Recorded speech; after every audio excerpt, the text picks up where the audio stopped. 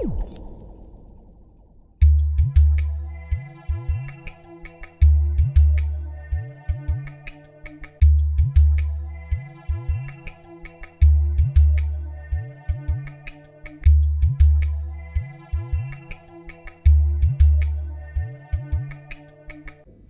erosion profit shifting is real, it is occurring, and the scale of what's occurring is at least significant. We say, in a modest sense, between 100 billion and $250 billion each year, but in anyone's language that is a significant amount of money.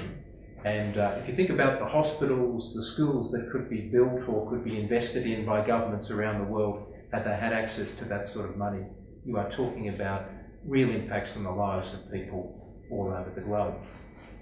We also had a look at a number of other dimensions to the economic question, and we had a look at whether or not where individual countries had introduced their own anti-avoidance measures, whether or not that had an effect.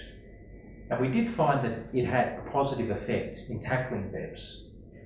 But we also note that if individual countries do this on a country-by-country basis, then you would expect that some of that activity is shifting into other jurisdictions and into other countries. So that really does underline the importance of not only having strong anti-avoidance measures, all of the measures that Pascal has talked about, the action items up on the screen, but to do it in a multilateral and coordinated way. And I think that is the greatest achievement of the BEPS project. It's not just about creating political momentum to tackle this question, but it was in being able to bring together so many countries and to build a consensus around what changes to the international tax rules might look like. Of course, implementation remains, and that will be a key and central part of what is required. But I just reflect upon, prior to coming into this role, I was a minister in the Australian government, and I looked after taxation. And we handed down a budget just back in 2013. And I went along to a group of practitioners. They had a conference, it was a closed-door conference, and we were talking about measures that we were looking to introduce to tackle BEPS. And they all said, oh look, this sort of thing will never work unless you get international agreement. And there's just no way you're ever going to get international agreement. Now 2013 is not that far away. But I think it does underline just how much progress has been made. And in order to achieve consensus, it's such a difficult process, but that has been achieved.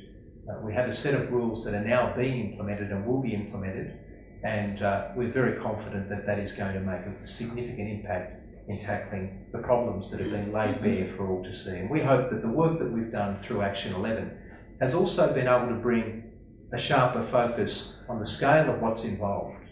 But we're very keen to do more work into the future where hopefully we can start to look more closely at the impact of the measures that are being implemented and to have access to even better data in the future so that citizens of all of the participating countries, in fact citizens all around the globe, will have greater transparency in knowing exactly what is going on, how much revenue is being raised and how much that governments would expect to collect is being lost.